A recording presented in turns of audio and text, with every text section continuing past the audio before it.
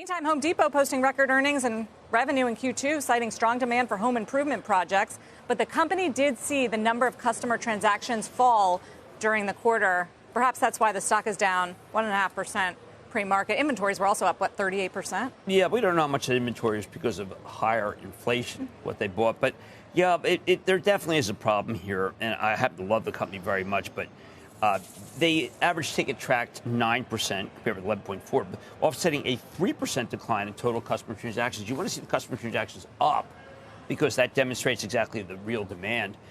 Look, these are both really fine companies, and Home Depot managed to thread the needle. I think that people felt they were going to miss.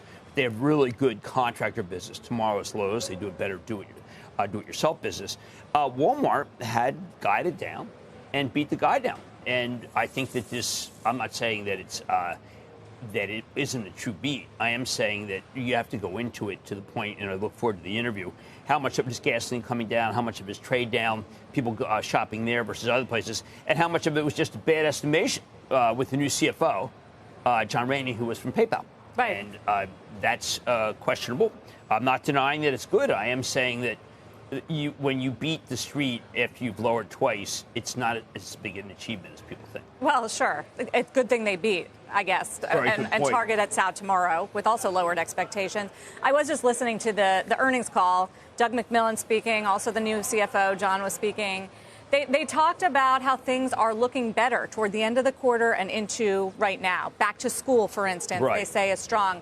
Flannel shirts, Doug McMillon was talking about $12 flannel shirts selling really well, despite some of the softness they've seen in apparel. And they talked up the fact that they have gained share in grocery, where they continue to do the value for their customers, unlike other grocers. Right. I think Costco does better. You get better prices there. I think that what's interesting is you've got a belief in this country that food can only go up in price, and that's one of the big problems of inflation. But then you have Walmart, which is a true inflation fighter, and you also have private label at all the different supermarkets you and I follow, which is, again, competitive to branded. Anything that's against branded is going to lower the price for the consumer. I don't think that in either of these reports is anything that the Fed should move on.